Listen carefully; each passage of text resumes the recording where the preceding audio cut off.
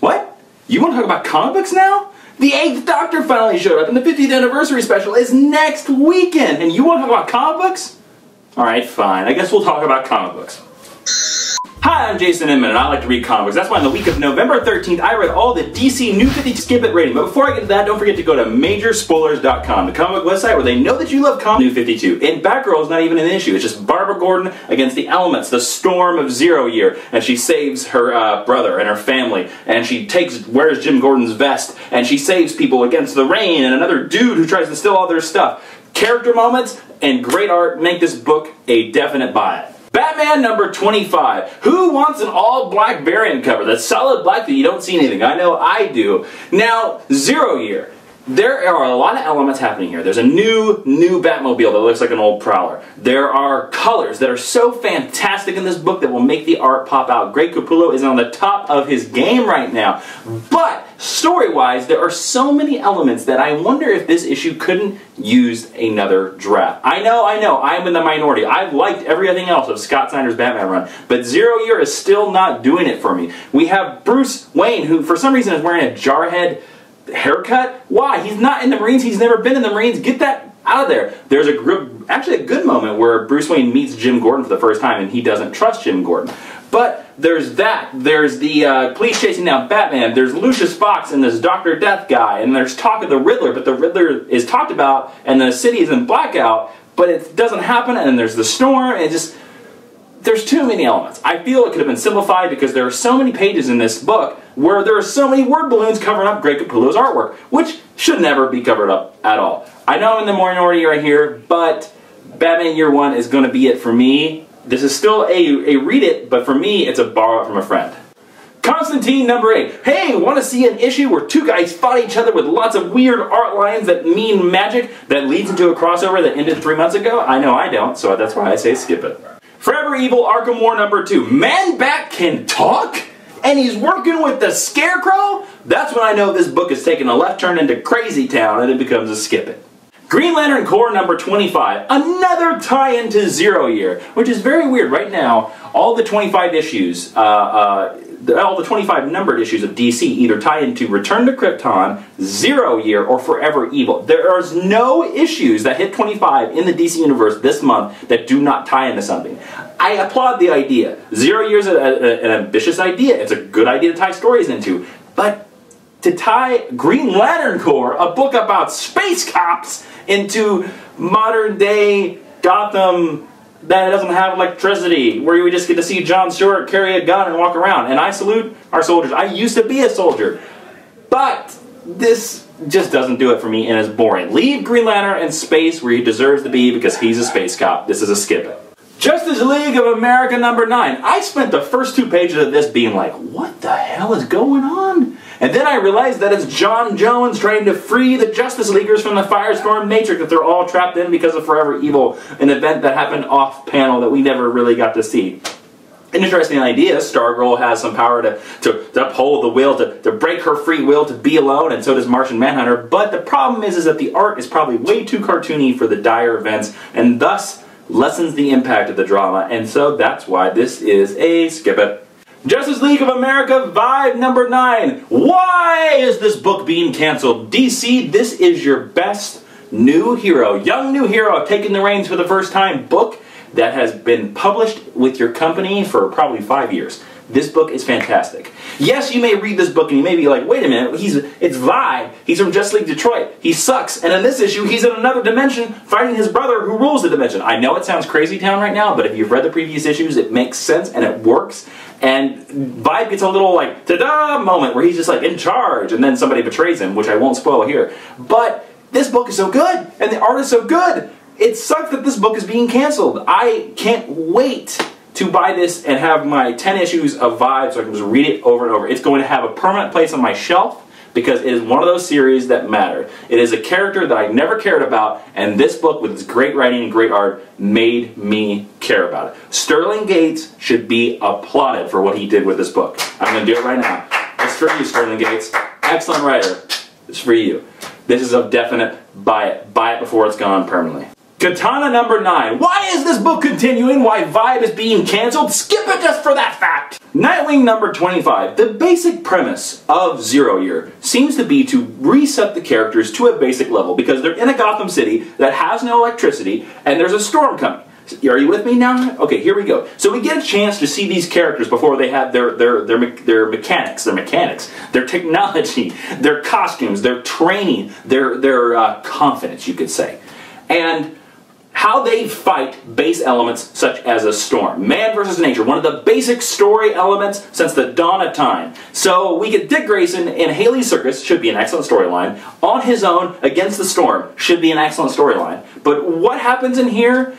A hulking, brute, Hulk-like character who turns that way because somebody was operating on him, goes out into the street and just like, smash little ones, and he's not really well designed well, he's just big and steroided out. And Dick Grayson spins the issue running from this guy and saving kids running from this guy, when it's like, wait a minute, why didn't you just have Dick Grayson like save the old lady from looters, or Dick Grayson like save the kids from the flood, or something like that?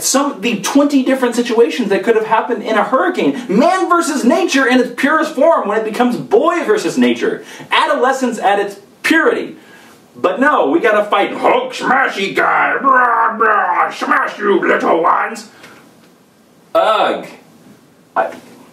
I'm sorry, this is one of those issues that proves that Zero Year should not be in a lot of books. Skip it.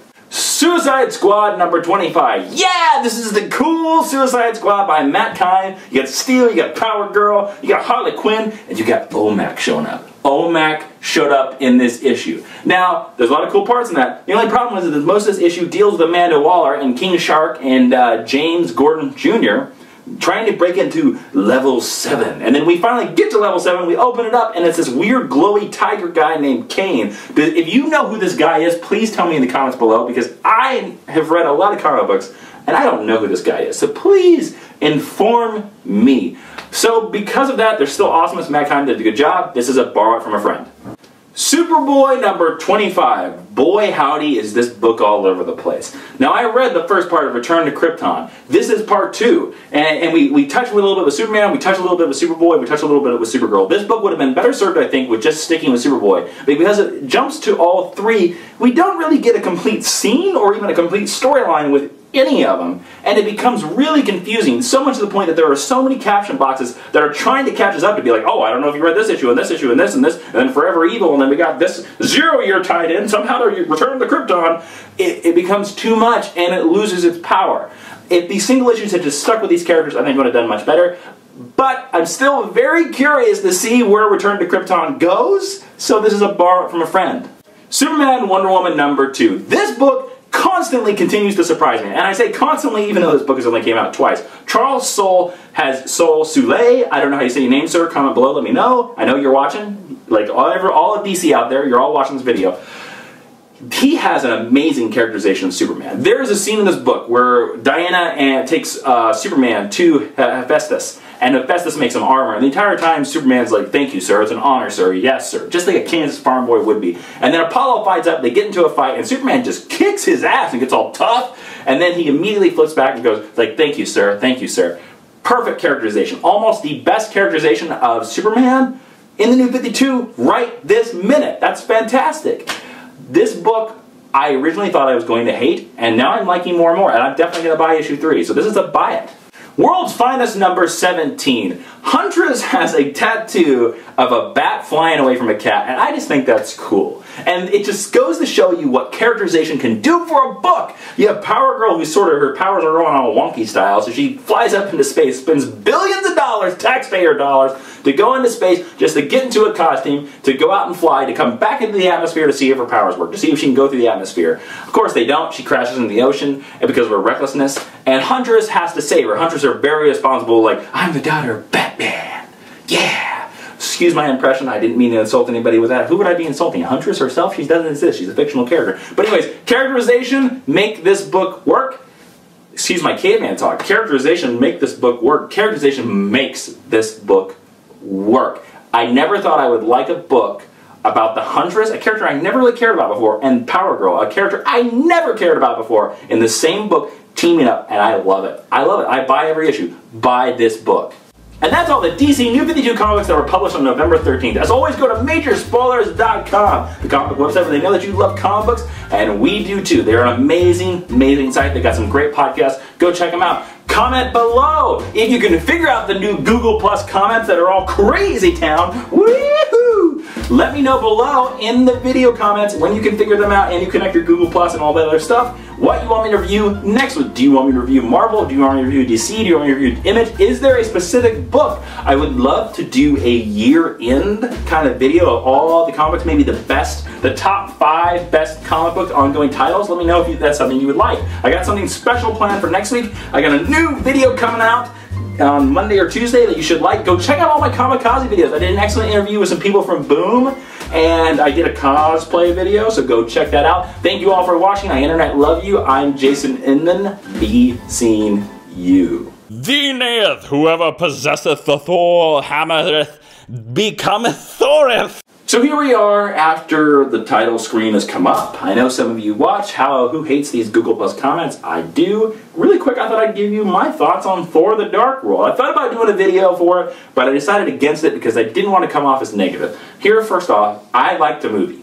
I would probably give it a B, a solid B, not a B plus, not a B minus. Here's why. I love the new Game of Thrones-ness, the Game of Thrones guy, and I love the sci-fi stuff, and I love all that stuff, but I thought through all this new stuff, we lost some of the moments of characterization that we had in the first movie. One of my favorite scenes in the first movie is where Thor tries to grab the hammer and he can't pick it up, and he's in the rain and he just, yeah, and then just starts, you know, well, he's sort of crying. They imply that he cried, and Coulson watches this man break. And I felt that in Thor the Dark World, we had no scene anywhere in that movie that came anywhere close to that scene. And so for me, the emotion, the drama, the dramatics, the stakes were lessened. And I think it was because we had all this new sci-fi stuff, and we had all of this, and we had Loki going, hee. Oh, this is my Loki impression, by the way. Loki. But I still liked it. I think it's one of the better Marvel films. I liked it way better than Iron Man 3, Iron Man 2. I don't think I'll like it better than Captain America 2 because that trailer looks fantastic. Holy crap, that trailer looks fantastic. And Sundance is in the movie, which is fantastic. But Thor the Dark World, I give it a solid B. Really good. I'm excited to see where Thor 3 goes. But hey, those of you seen the ending, this doesn't spoil anything. Who wouldn't have rather seen the ending of that movie as Thor being the king of Asgard? I would have loved it. That's what it should have been. Thor becomes the king of Asgard because then you got Thor 3, Ragnarok. You know what I'm saying? And Suitor. Is that how you... Suitor? How are the... You know, the Walt Simonson storyline? You know what I'm talking about, where that big fiery guy comes down with a sword and... Ah, anyways, that's what I would love to see. Thanks for sticking around, everybody. And Doctor Who's next week, right? Doctor Who 50th Anniversary Special.